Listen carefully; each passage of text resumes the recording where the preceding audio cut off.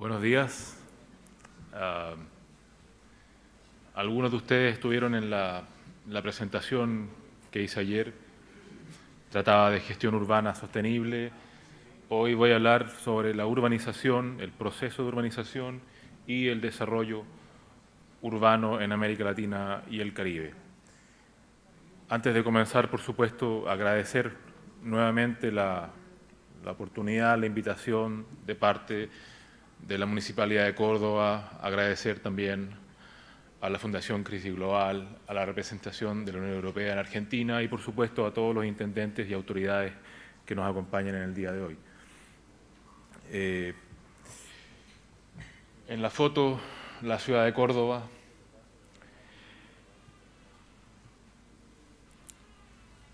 Y contarles un poco acerca del trabajo nuestro.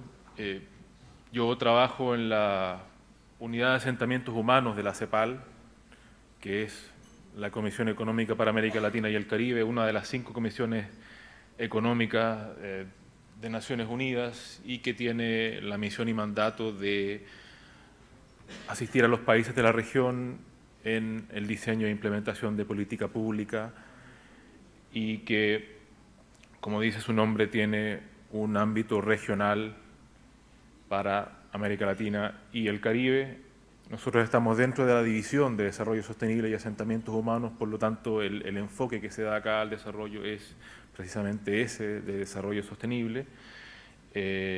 Nosotros trabajamos con los gobiernos de la región, tanto a nivel nacional, subregional o provincial, como podría ser en el caso de la Argentina, y también a nivel local, municipal. A propósito de esto, estamos actualmente trabajando con la Municipalidad de Córdoba a través de un acuerdo de cooperación técnica de carácter amplio que considera precisamente los temas que se han tratado hoy en cuanto a la provisión de servicios y gestión urbana sostenible para la ciudad de Córdoba y también en un ámbito más territorial y ambiental. Aprovecho asimismo de enviarles a todos los presentes los más cordiales saludos y estimación de parte de nuestra secretaria ejecutiva, Alicia Bárcena. Y para mostrarles ahora básicamente los contenidos de esta presentación, seré breve. Voy a hablar primeramente del contexto de América Latina y el Caribe en términos de la urbanización, el proceso de urbanización y sus fases, y luego de la importancia que tiene, dadas las características propias de la región, las economías urbanas. Luego voy a hacer un breve resumen del estado de la agenda internacional en materia de desarrollo urbano, para terminar con una reseña acerca de las ciudades y su relación con el cambio climático. Este gráfico ya lo conocerán algunos de ustedes probablemente, muestra este gran cambio que se dio aproximadamente en el año 2008, cuando por primera vez en la historia, a nivel global, la población urbana, habitante en ciudades, superó a la población que habita zonas rurales. Esto fue gradualmente y en el fondo lo que significa es que se pasa de una economía basada en la extracción, en las actividades primarias, a una economía ya urbana basada en las actividades terciarias y todo el cambio que eso significa en términos de los patrones de producción, distribución y consumo de bienes y servicios. Esto, por supuesto, tiene diferentes matices en la región, donde hay casos como el de la Argentina, con un 93% de población urbana, el segundo más alto de la región, luego de Venezuela, con 94%, y el caso de países como Bolivia, con un 67% de población urbana y todavía con altas tasas de urbanización que bordean el 3%, como el de los países de Centroamérica y el Caribe, en el caso de Haití, que es el que está creciendo más rápido en términos de urbanización. Pero en general se habla de una estabilización de la urbanización, del paso a una nueva fase, el fin de la urbanización, que voy a hablar más adelante, pero el panorama que tenemos en América Latina es precisamente eso, con ciudades como Asunción, Santiago, Río, Cartagena de Indias, La Paz y su nuevo funicular, que se transformará probablemente en un ejemplo de proyecto urbano y de transporte en la región. La Habana, Puerto Príncipe y Valparaíso, por dar algunos ejemplos de la heterogeneidad que se da en esta región y en las ciudades. Y así, como les decía, pasamos de lo que en un momento parecía ser una urbanización sin fin. ¿Cuándo acabará esto? Y eso eran altas tasas de urbanización y de migración campo-ciudad que hacía que las ciudades prácticamente explotaran. Parecía que no iba a acabar nunca esta expansión areal que se estaba produciendo en la región.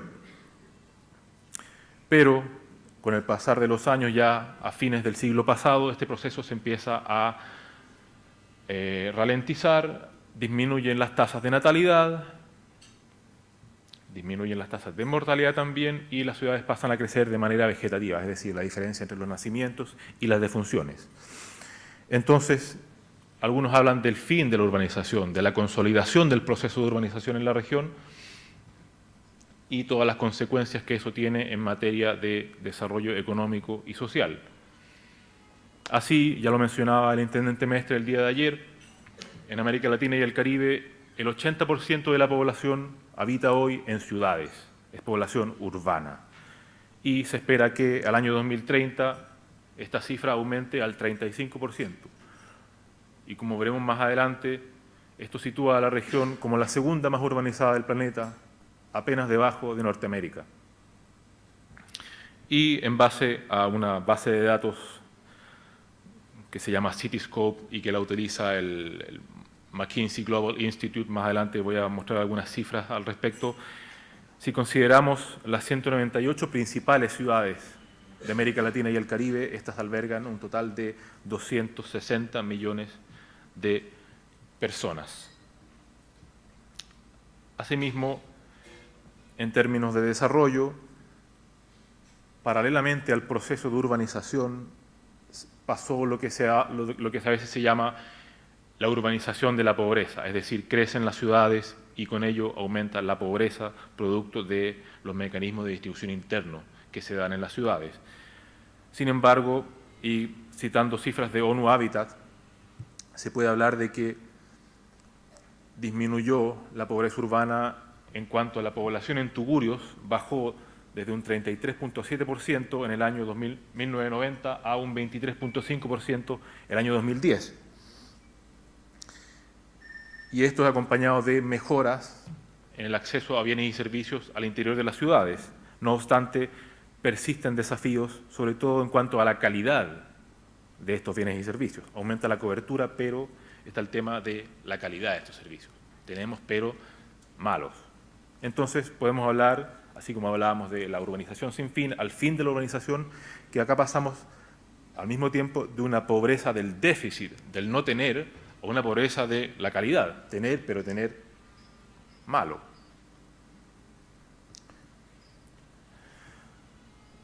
Y bueno, por otro lado está el tema que las ciudades se han transformado, esto a nivel global, en los motores del desarrollo económico. Esto es particularmente importante en una región con un alto porcentaje de población urbana como lo es América Latina. Pero a la vez estas ciudades, por otro lado, tienen la culpa de ser expresión de pobreza, inequidad, inseguridad, informalidad y hábitat precario. En este contexto se habla de que América Latina y el Caribe se encuentra ahora en una nueva fase de desarrollo urbano y que esto a su vez amerita una nueva agenda urbana.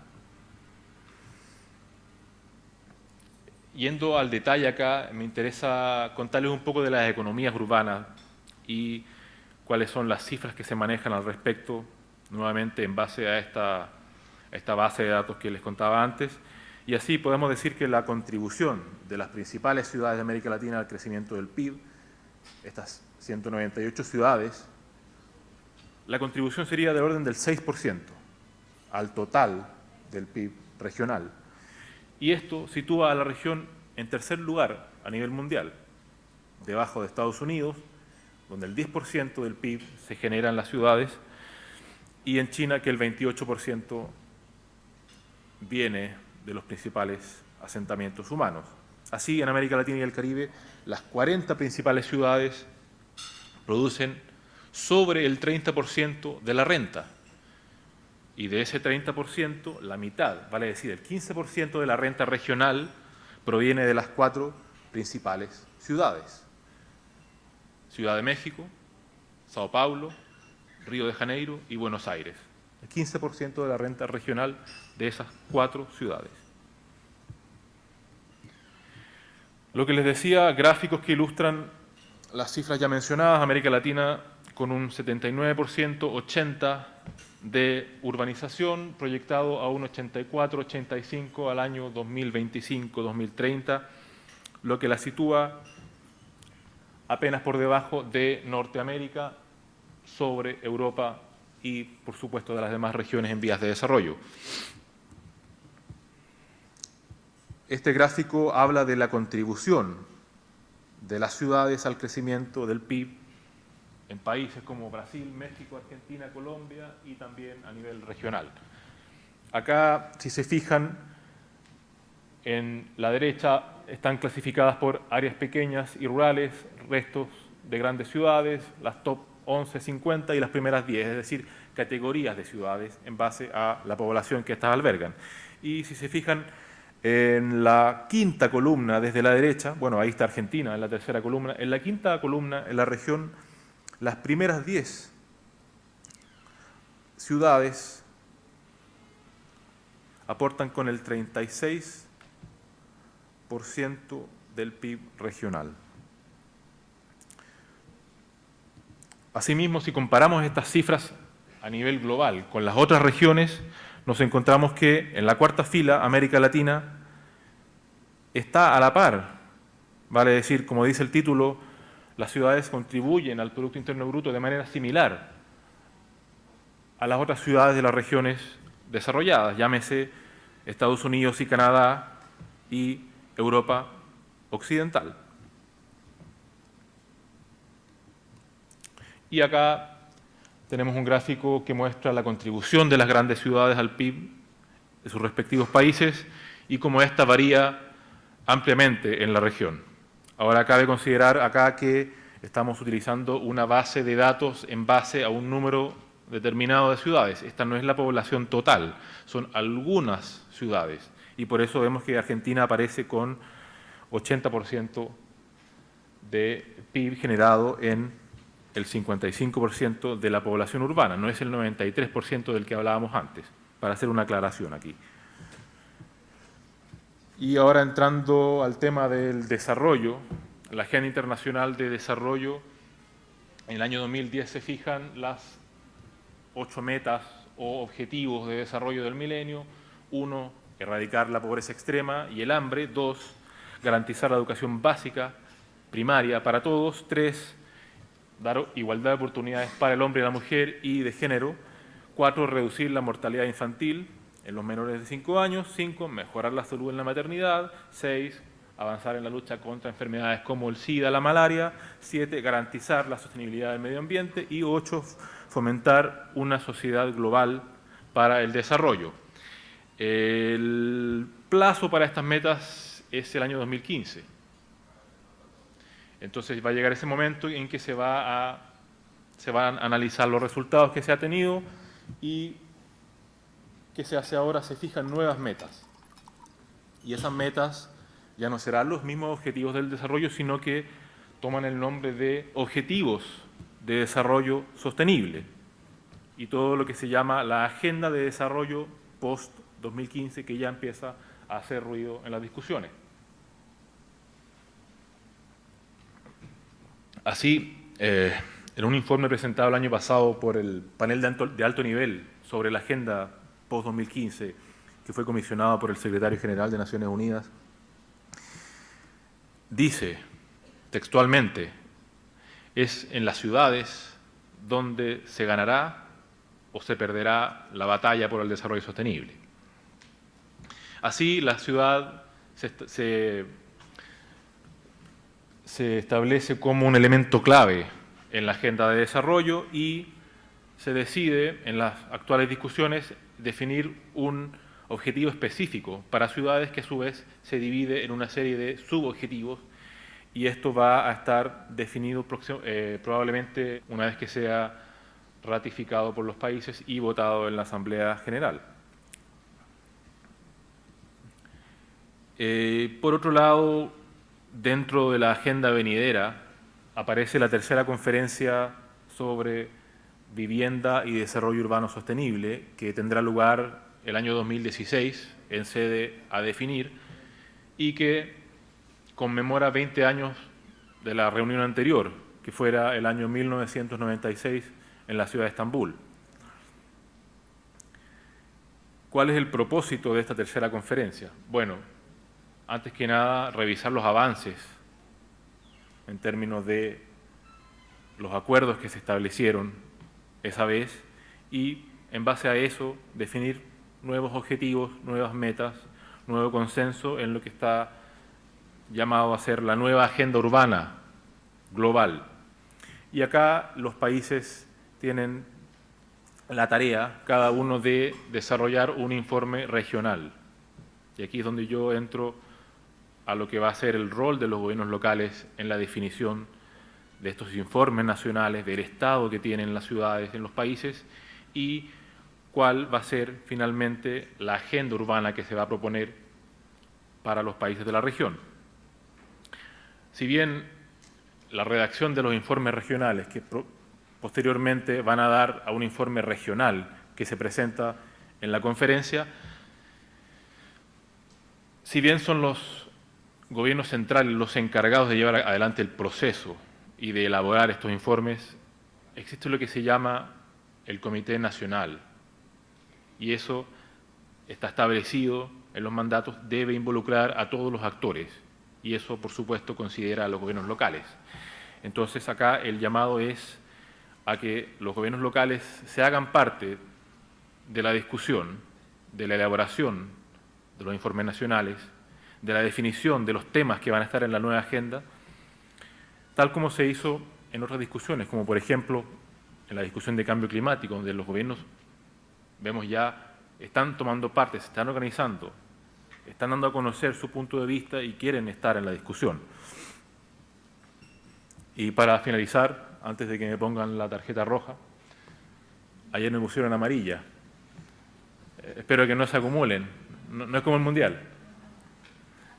El día martes se lanzó el informe de la Comisión Global sobre Economía y Cambio Climático. Este cuerpo que está comisionado por 7 países, Colombia, Etiopía, Indonesia, Suecia, República de Corea, Noruega y el Reino Unido, y que tiene como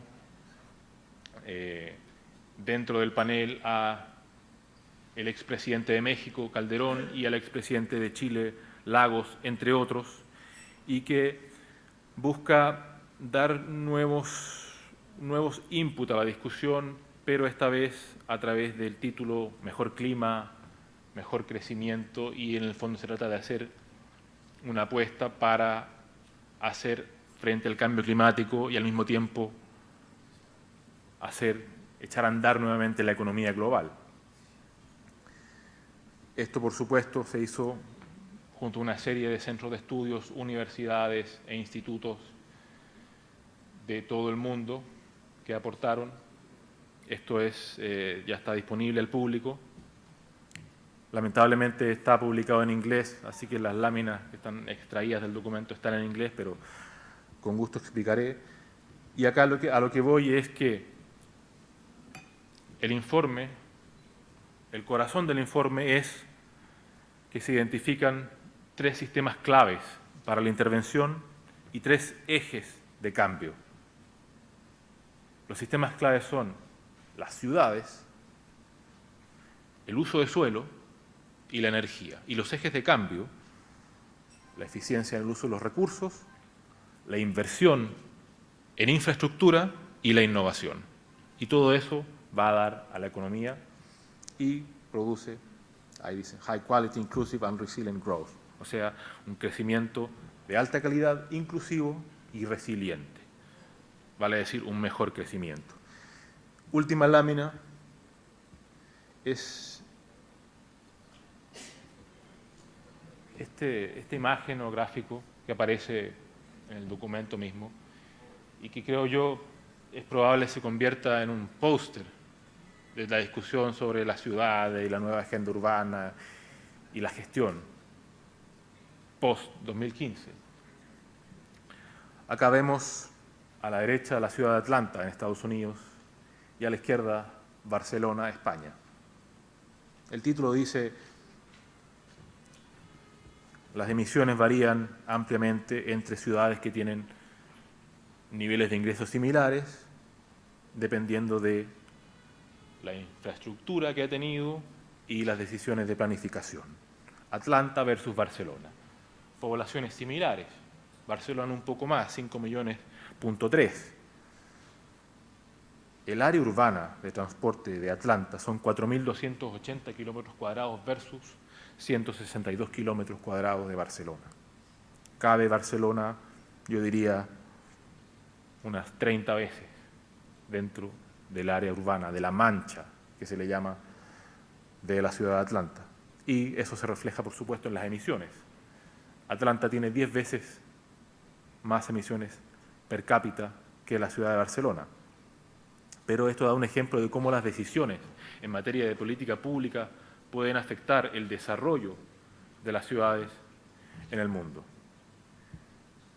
Y para terminar, agradecer nuevamente a los organizadores, a las autoridades y invitarlos a ser parte de este proceso internacional de discusión sobre la nueva agenda urbana y hacer ver su posición en todo ámbito. Muchas gracias.